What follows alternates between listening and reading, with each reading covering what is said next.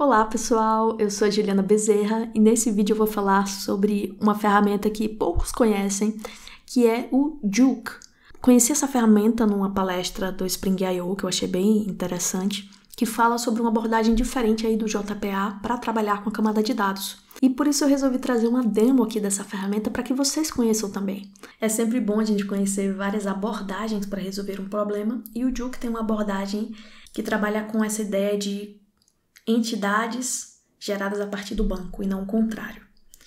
Então, para explicar essa tecnologia, eu vou abrir aqui o site do Juke, só para vocês verem aqui, né, o que fala sobre essa ferramenta. Ela já é antiguinha, eu tenho certeza que a maioria de vocês trabalha com JPA e alguns com JDBC. Então essa abordagem eu acho que vocês vão achar diferente, mas fica no vídeo para que você possa ter uma opinião fundamentada sobre ela. Então vamos lá. Primeiramente a gente vai criar o projeto. Então eu vou criar aqui um projeto com a versão mais nova do Spring Boot no momento que eu estou gravando, que é a 3.1.5.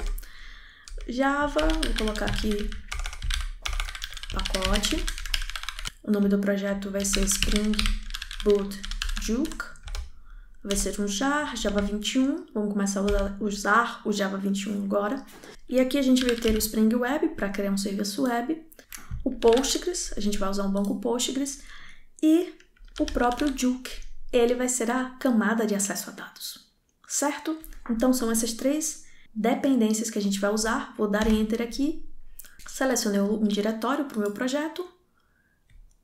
Vou mandar abrir. Prontinho, projeto criado. E aí a gente vai começar com a parte do Docker para a gente poder subir aquele banco Postgres. Então vou criar um arquivo Docker Compose YAML. Então a gente vai usar essa configuração aqui. Simplesmente sobe um banco Postgres com essas propriedades de conexão e na porta 5432 que vai ser exposta para mim aqui, para que eu consiga usar. E aí com essa configuração a gente pode fazer um Docker Compose up aqui e subir o meu banco Postgres, que a gente vai conseguir visualizar lá no dashboard do Docker. Então tá aqui o banco em pé, tá bom? Que é o banco que a gente vai usar. E aí o que eu vou fazer aqui? Eu preciso criar primeiro a estrutura de dados. Então nesse modelo aqui, a gente não usa migration, não usa modo create no JPA. O banco vai ser criado primeiro, e isso é comum em algumas grandes empresas. Tem uma área de DBA separada que cria a estrutura e a gente obedece àquela estrutura que eles criaram. Eu não concordo muito com esse modelo, tá? Eu acho que o esquema de dados emerge do negócio, então você pensa em negócio primeiro, é o caminho contrário. Mas para quem trabalha com esse modelo aí, a gente teria já o banco criado. Então o que vai acontecer aqui? Eu vou entrar aqui no banco Postgres. Deixa eu até ver se dá para aumentar aqui essa fonte. Dá sim. Então vamos lá, eu vou entrar aqui no banco DB, que foi o nome do banco que eu criei, com o usuário user.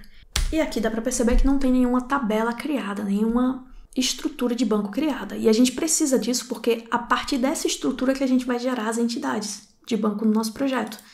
Então volto para cá, a gente vai criar aqui, para deixar versionado, o script schema.sql. E esse script vai criar uma tabela de usuários com username, e-mail e password. Basicamente isso aqui. Então vou copiar isso aqui para a gente rodar lá do lado do banco. Criei a tabela e agora eu vejo essa tabela aqui, embora ela não tenha nada dentro. Tá bom? Então, banco configurado, esse é o primeiro passo. Agora o que a gente vai fazer? A gente tem que vir aqui no POM e configurar o plugin do Juke que vai gerar as entidades a partir da minha estrutura de banco. Então não é só adicionar a dependência do Juke, tá? A gente tem que configurar um plugin. E a gente vai configurar esse plugin, vamos aumentar aqui o espaço, dessa forma. Então a gente vai ter um plugin do Juke, aqui ó, que vai gerar código com o Maven nessa fase aqui. E aqui eu tenho as conexões, as configurações de conexão para o meu banco. É claro que isso em produção, a gente externaliza, enfim. Tem algumas formas de colocar essas propriedades de forma externalizada. Mas aqui, por simplicidade, eu estou colocando diretamente. E aí, conectando esse banco, o que eu vou fazer?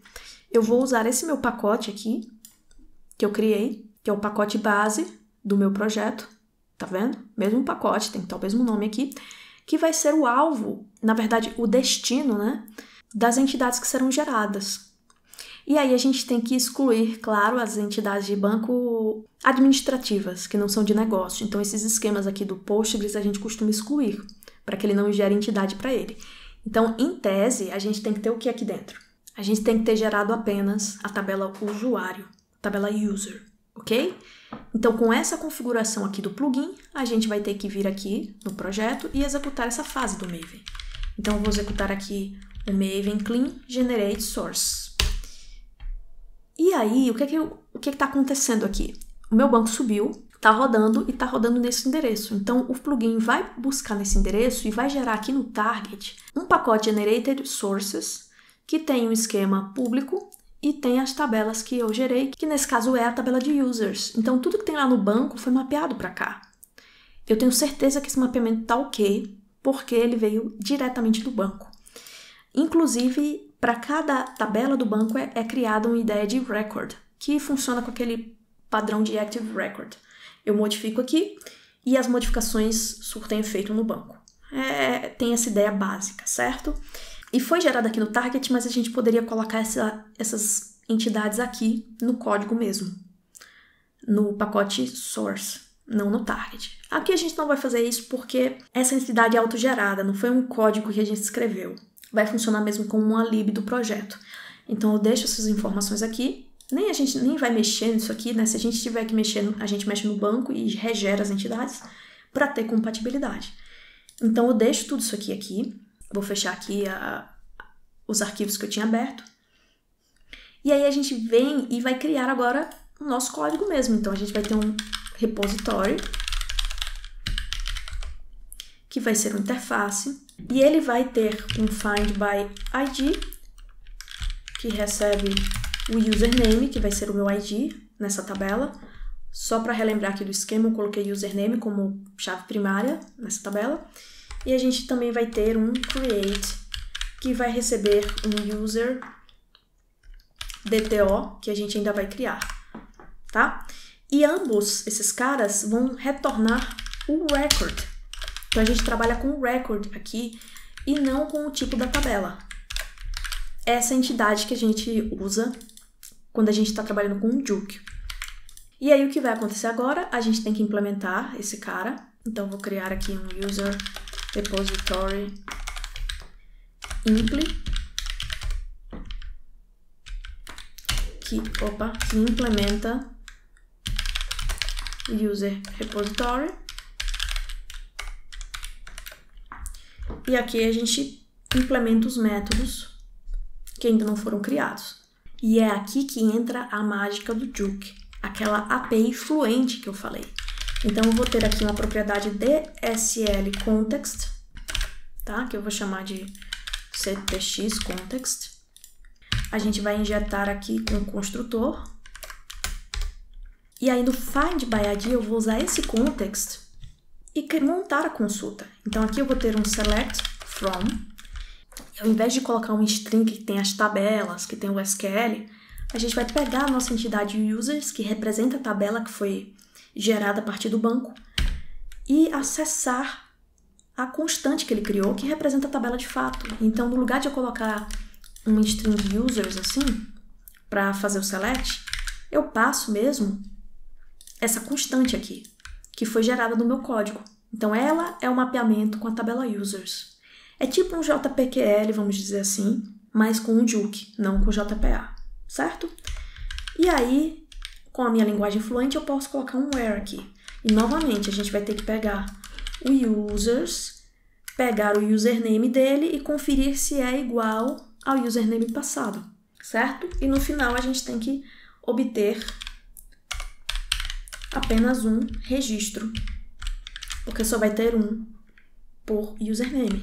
Então, veja que é uma linguagem fluente que dá para ler bem legal. Select from users, where users username é igual ao username. E obtém apenas um registro. É bem fácil de ler, não é verdade? Então, é esse o código de uma consulta. E a gente pode retorná-lo aqui, que esse código retorna um tipo record. E aí, para o create, a gente vai ter que criar esse DTO primeiro. Então, vamos criar aqui um user.dto, que a gente vai criar como record. E como eu falei, ele tem 3 propriedades. Username, password, e-mail. Certo? E aí, com esse DTO, agora a gente vem aqui e a gente vai criar um users record a partir do contexto. Então, o contexto permite eu criar um novo record a partir de quem?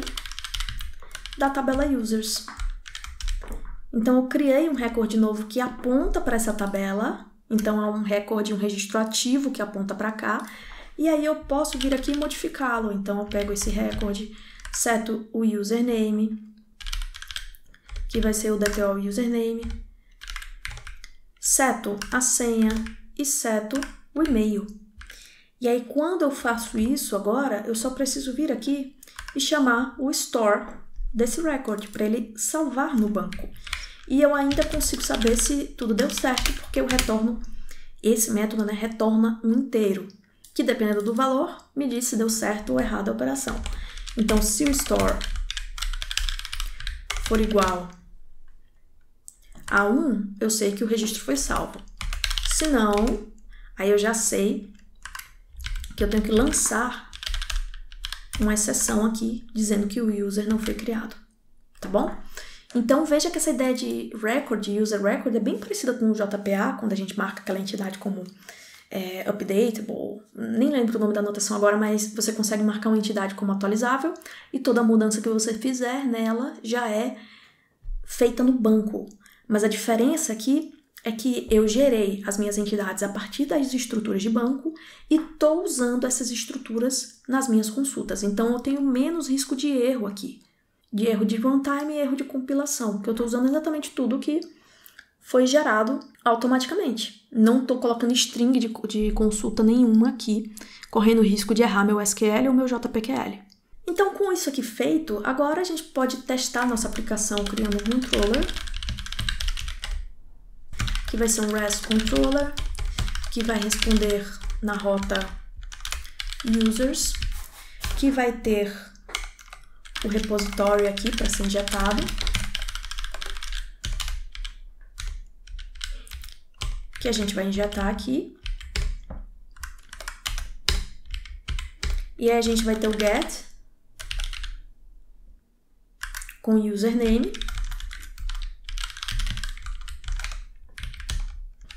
E que vai retornar o DTO do find by username.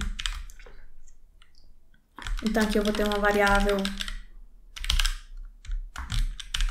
username, que vai ser passada no path da minha requisição, no caminho dela. Vai ser um string.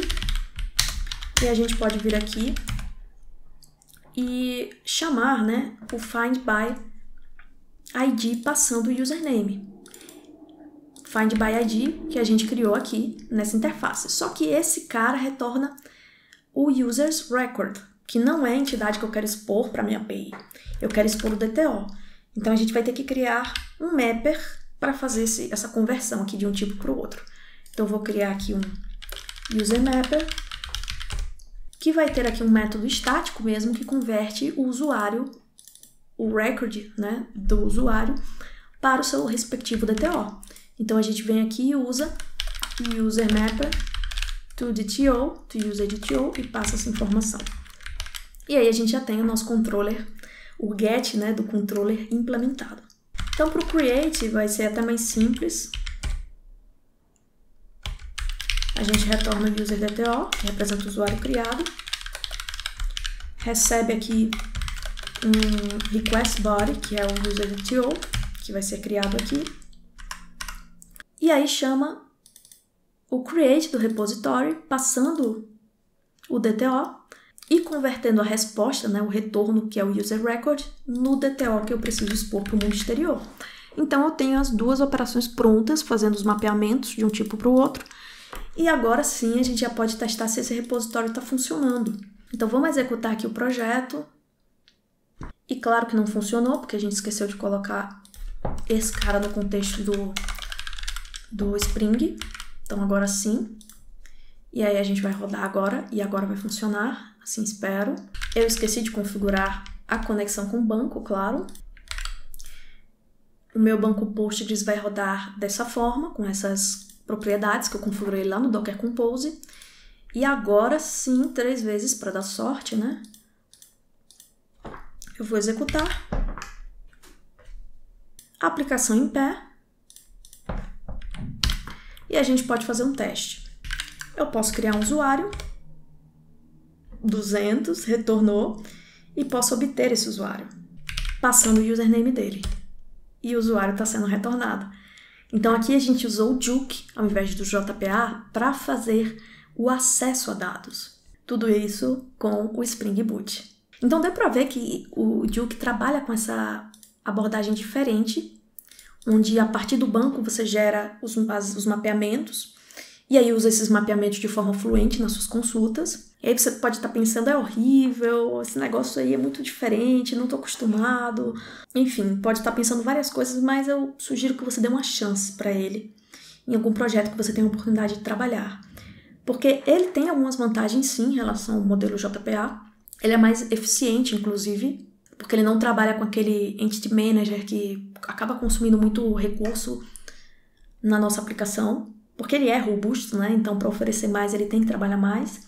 E também não é o JDBC, que é totalmente desacoplado aqui de ORM. E por isso você não tem que trabalhar com SQL diretamente, que é passível, né, de dar erro ali de runtime na hora que você for executar as suas queries escritas como textos. Então, esse é um cara intermediário entre os dois. E por isso eu recomendo você dar uma olhada e ver se faz sentido para alguns dos seus projetos.